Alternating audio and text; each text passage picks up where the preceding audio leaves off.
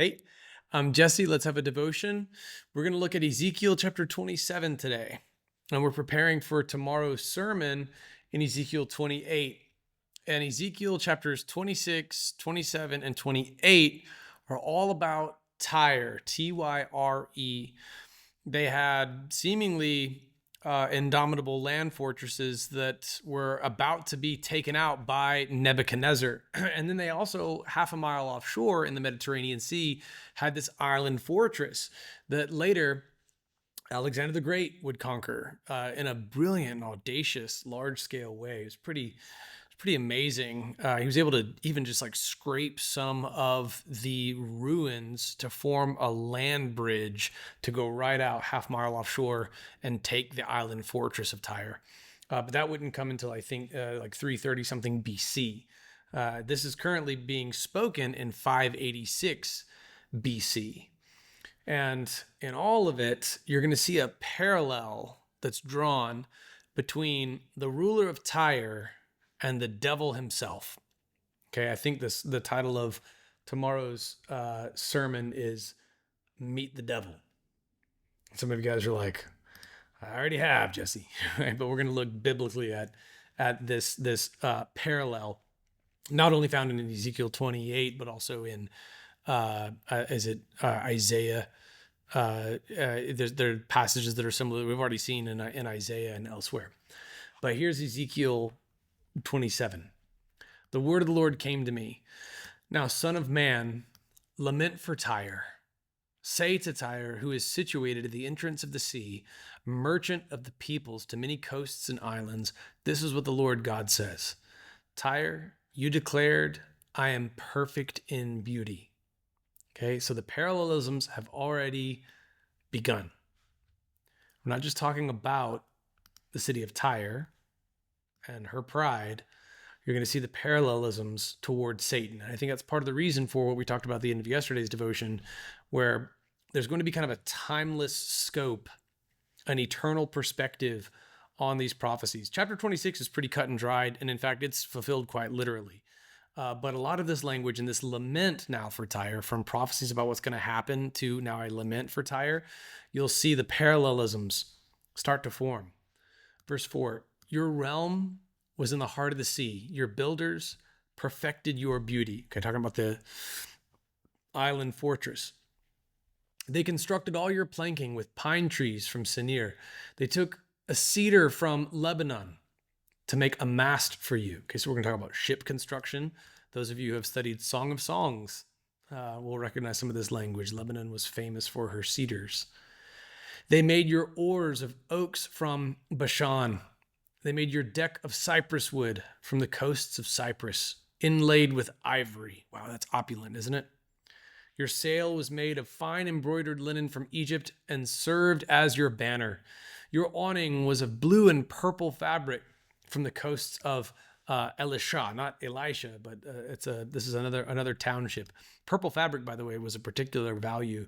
It's partly why Lydia from Acts chapter 16 was wealthy.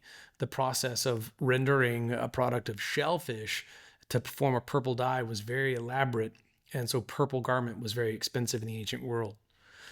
The inhabitants of Sidon, okay, that's a town just a few miles north of Tyre, and Arvad were your rowers.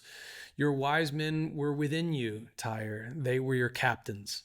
Okay, so you had scholars and you had wealth and you had unimaginable opulence.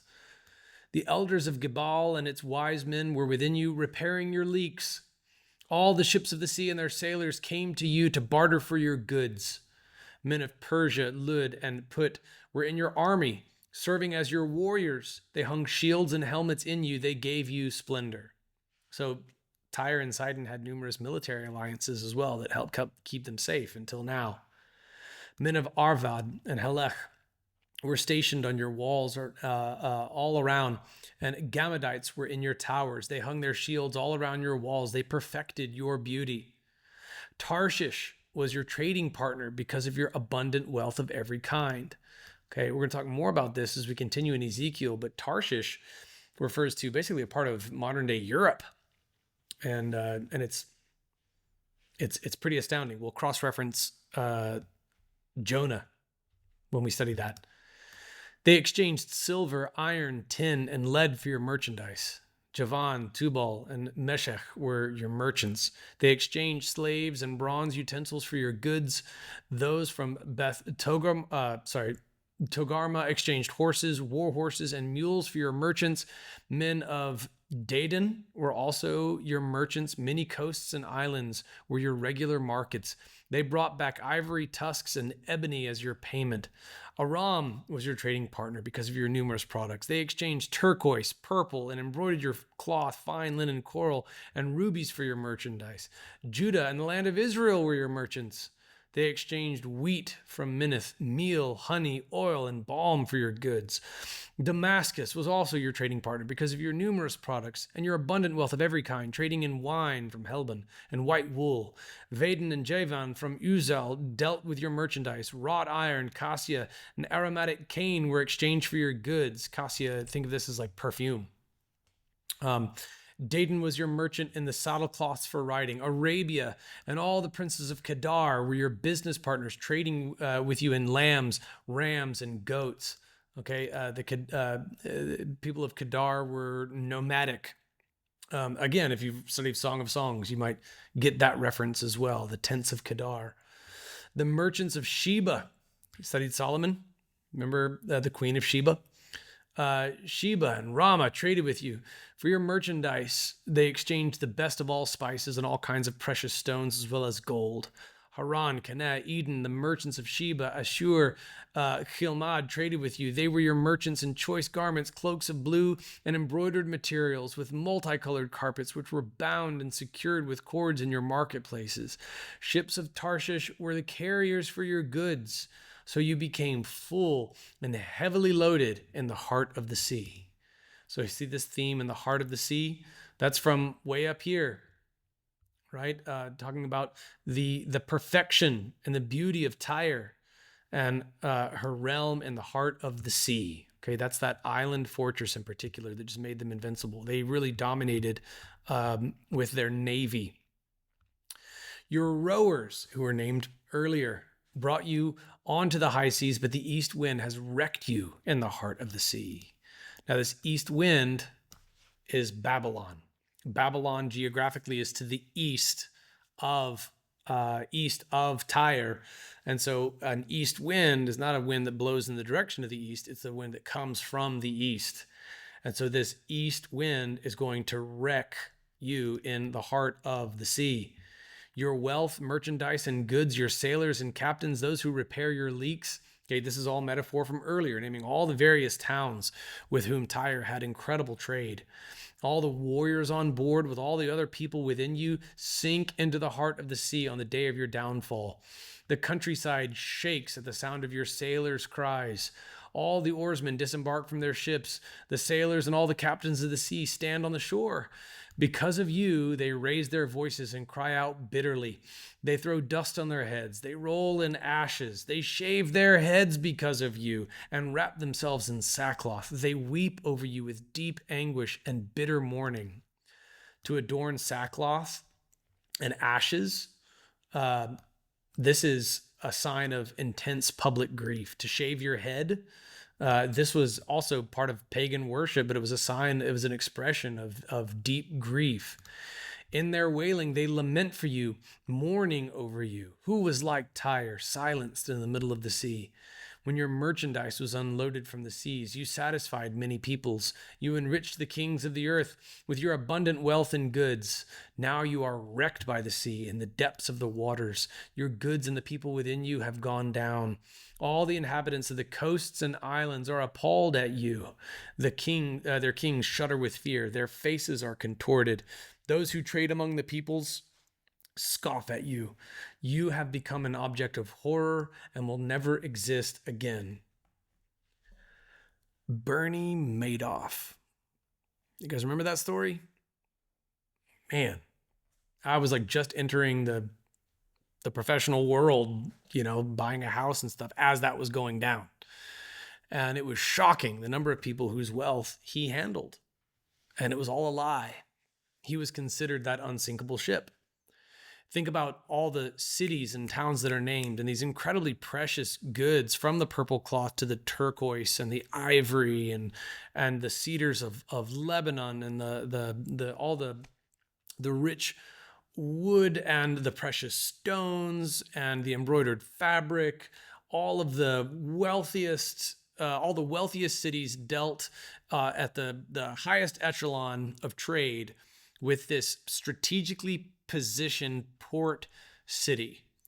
It diversified herself in the various industries in which she traded, diversified herself, hedging her bets with treaties and agreements for protection from various peoples. And it was unthinkable that she should fall, and yet now people scoff at you, and you become an object of horror, and you will never exist again. Now, let's look at this a couple of different ways. Okay, one, it's about an entire city. So let's think about a corporate application. And then second, something that's more actionable as we apply our lives to this text, preparing for tomorrow's sermon, in which you're going to see the parallels between the king of Tyre, who's addressed in chapter 28, and the devil himself. But we're also going to look at it individualistically to see if we're guilty of the same kind of things. We've been doing this for a couple of days, but there's a slightly different angle that I want to show you today. In 1 Corinthians 15, verses 9 and 10, we've gone through this before as well. The series is titled Into the Fray, if you want to go back and watch our 1 Corinthians series. For I am the least of the apostles, Paul writes about himself, referring to himself as the least. For context, he was refusing to get into the trading card game that the Corinthian believers were playing. This is my prophet, that's my apostle. I was baptized by such and such. And Paul's like, I'm thankful I didn't baptize any of you idiots. He was harshly rebuking, yet still very much loving toward the Corinthian church. It was a charismatic church that had gone off the rails. They were no longer dealing with sin. They were just sort of abiding previously unthinkable sins like, incest, like semi-incestuous relationship in which like a son takes his stepmom, right? And everybody just like sits down for a fellowship dinner with this couple and acts like everything's normal. Nobody's going to bring it up. Nobody's going to confront this guy. Nobody's gonna do anything about this.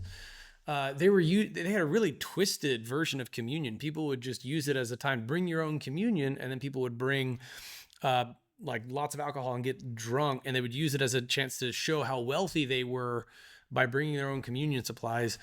And they were exercising glossolalia, uninterpreted tongues, in a way that in 1 Corinthians 14, Paul says people would come from the outside and they would say that you're mad. They would say that you're crazy for doing this.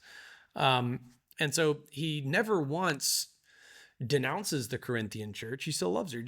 He wants what's wrong in her to be repaired. And so that's kind of the point. And as a result, you and I benefit from 1st and 2nd Corinthians as these incredibly important doctrinal books. It's why we went through that series in the first year of the Redemption Church, as it's part of the biblical bedrock for a doctrinally rock solid church plant. Okay. Now he's saying, I'm not going to get into the trading card game. I'm not going to try to just show you guys how well qualified I am. I mean, as a Pharisee, his pedigree was impeccable. He, as a student, he studied under the most renowned rabbi alive. But instead, he does the opposite. Instead of showing his resume, he catalogs all of his sufferings. And instead of trying to impress everybody, he considers himself the least, not worthy to be called an apostle, because I persecuted the church of God. See Acts chapter 7-9. But by the grace of God, I am what I am. He thinks of himself as an apostle born at the wrong time. Some translations render it abnormally born. Christ appeared to him. Okay, like long after the ascension, the resurrected Jesus appeared right there before Saul of Tarsus, who later would go by his more Greek-friendly name of Paul. By the grace of God, I am what I am. I can't help the fact that I'm an apostle. I was just called by Jesus and I can do nothing else. And his grace toward me was not in vain. On the contrary, I worked harder than any of them, yet not I, but the grace of God that was with me. Have you heard the phrase, there, but for the grace of God, go I? Right? It's an expression that dates back to like the 1700s. I think Sir Arthur Conan Doyle attributed it to Richard Baxter, a famous Puritan pastor, and it's a statement of humility when witnessing the misfortune or suffering of someone else, rather than saying like, yeah, he deserves it, like Job's friends. You say, I would be just like that if it weren't for the grace of God. It's not a Bible verse, but it does bear some similarity to this, doesn't it? By the grace of God, I am what I am. And Paul is legitimate in saying this too. His grace toward me was not in vain. I think some translations render this, it was not without effect, y'all. Like he called me and he showed me grace, and go figure, that grace worked, okay? I mean, I know that I used to be a killer of Christians, but now I'm one of them. Okay, that grace that God has shown me has been effective. And so God gets all the glory for the good that flows through Paul's ministry. But by the grace of God, I am what I am. He acknowledges his past sin. He once persecuted the church of God. If you're trying to get into a popularity contest with Christians, maybe don't bring that up. But Paul's taken the opposite approach of all the other self-aggrandizing, self-fashioned apostles. They would robe themselves in prestige, and they would take positions of prominence and go out of their way to be seen as wise and godly and virtuous and brilliant. And the truth of the matter is, like Paul just confessed his own sin. I'm the least, he says, of the apostles, not even worthy to be called an apostle, because I persecuted the church of God. While they're all talking about all the good things that they've done, he's openly acknowledging, I persecuted Christians. But by the grace of God, I am what I am, and his grace toward me is not in vain. This, I think, could be the biblical basis. And there's also another line in Ephesians too about the grace that God has lavished on us. That could be the basis for that phrase. But for the grace of God, there go I. But for the grace of God, this could be the biblical basis for that sentiment. And I think that it's profound, and I think that it's a lens through which we could understand Tyre, there but for the grace of God go I. Because look at her trade resume. I mean, like, look at her portfolio. It's got to be the most impressive one of the ancient world, and yet exactly what Ezekiel 27 prophesied is true. And chapter 26 came quite literally true. And, it's humbling. It's a humbling cautionary tale, because it seemed like that would have been an economy that would have lasted through the ages, and yet they're gone. So let's apply this corporately, because it's written corporately. All right, chapter 28 is rather individualistic and parallel, as we'll see, to the devil tomorrow at church. But this is more corporate. It even names other people groups with whom she cooperated in commerce. The United States is richer than Tyre. This nation is wealthier than any other nation has ever been in the history of the world. It is not unthinkable, okay, pardon the double negative, that we could likewise fall.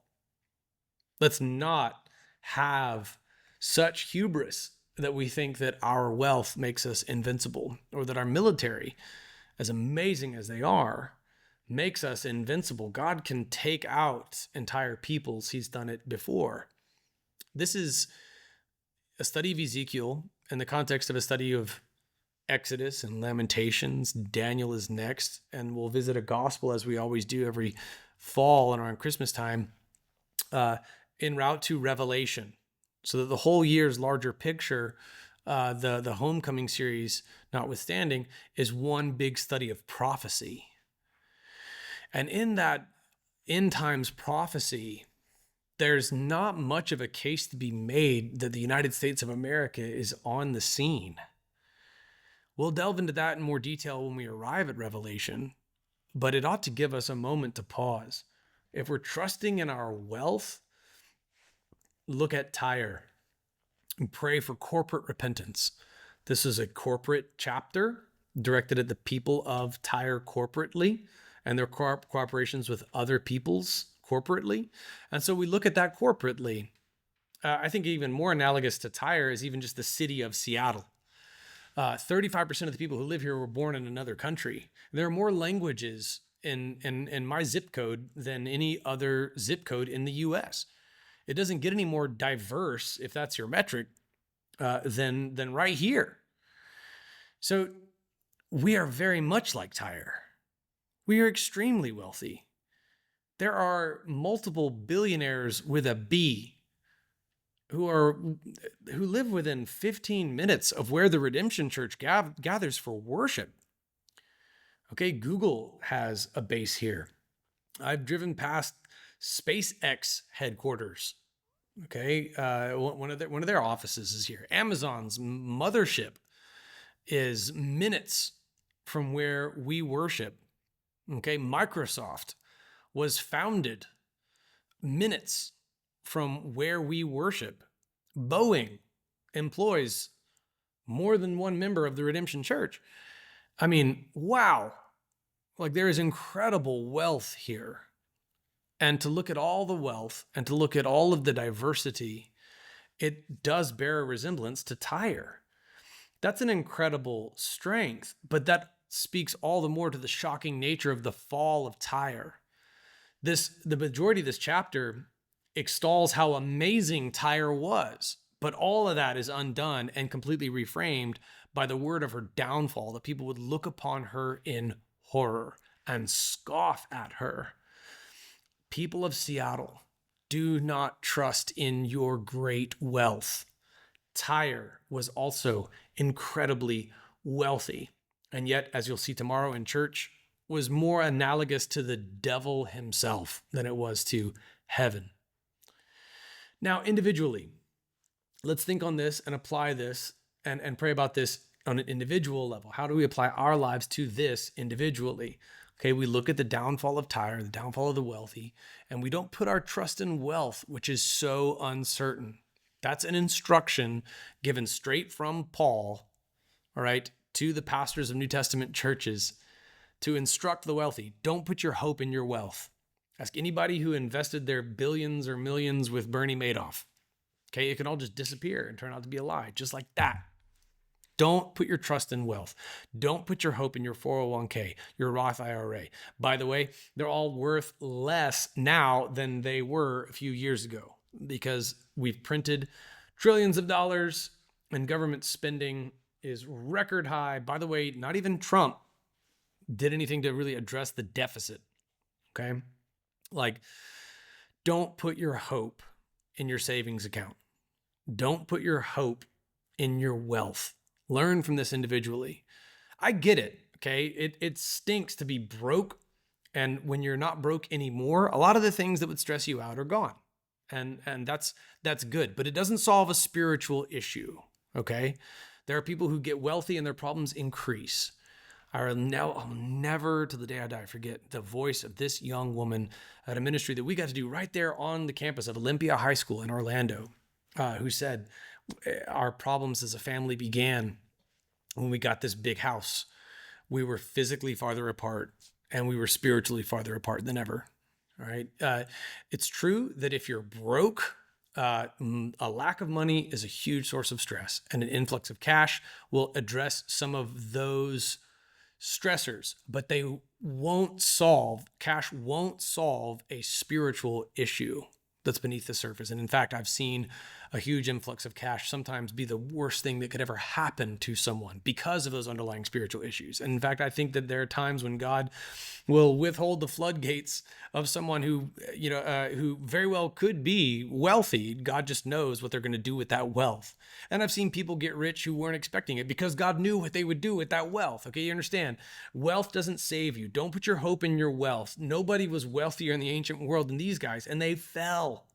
They fell spectacularly. So see to it that your hope is not in your wealth. And when you see someone fall, When you see someone's fortunes drastically take a turn for the worse, all right, think about the Apostle Paul. It's only by the grace of God that I am what I am. He was speaking to his own apostolic authority to the Corinthian church, but what he gives us is also a universal spiritual truth that anyone could say about oneself. All right, if you're a Christian, it's by the grace of God that you are what you are. Amen.